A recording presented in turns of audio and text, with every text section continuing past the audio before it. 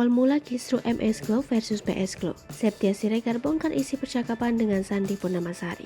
Pemilik PS Glow, Septia Yatri-Opani alias Septia Siregar, membongkar awal perseteruannya dengan owner MS Glow. Selama ini diam, Septia Yatri-Opani akhirnya membongkar isi percakapannya dengan salah satu owner MS Glow, Sandi Purnamasari. Melalui unggahan Instagram pribadinya @septiasiregar17, ia mengungkapkan awal perkenalannya dengan Sandi Purnamasari. Septia mengaku selama ini putra Siregar memintanya untuk diam. Mereka berserah dan percaya Allah Subhanahu wa Ta'ala akan memberikan jalan yang terbaik. Tapi karena merasa semakin dipojokkan, Septia pun akhirnya buka suara. Dalam tangkapan layar tersebut, tampak Sandi Purnamasari menawarkan kerjasama di bidang beauty product. Menurut tanggal yang tertera, direct message tersebut dikirim pada 22 September 2019.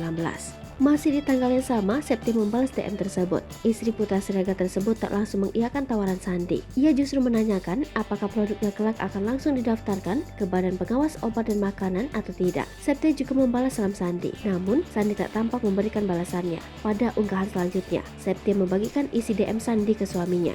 Pada 10 Oktober 2021, putra Siregar membalas instastory Sandi. Kala itu Sandi membagikan momen perayaan ulang tahunnya. Putra Siregar memberikan ucapan selamat ulang tahun ke istri Gilang Widya Pramana tersebut. Bukannya membalas ucapan tersebut, Sandi justru mempermasalahkan tentang kemasan produk PS Glow. Putra Siregar langsung menanggapi DM Sandi. Ia mengaku tak ada niatan untuk merusak pertemanan mereka. Bapak dua anak itu juga berjanji akan membahas soal kemasan PS Glow pada timnya. Pada slide kedua, Septia mengunggah tangkapan layar yang pernah dikirimkan Sandi padanya. Septia menyebut DM terakhir Sandi ke putra Siregar sengaja tak dibalas oleh sang suami. Menurut Septia, masalah ini akan ia selesaikan sebagai sesama perempuan. Sandi belak-belakan mengaku tak terima produknya dijiplak oleh PS Glow. Melalui DM-nya, Septia mengajak Sandi untuk bertemu dan menyelesaikan masalah mereka. Bahkan, jika harus mengganti nama PS Glow, mereka pun siap. Namun Septia menyebut jika akun IG-nya dan sang suami justru diblokir oleh Sandi. Beruntung ia telah meng-screenshot isi DM mereka sehingga bisa menjadi bukti yang kuat.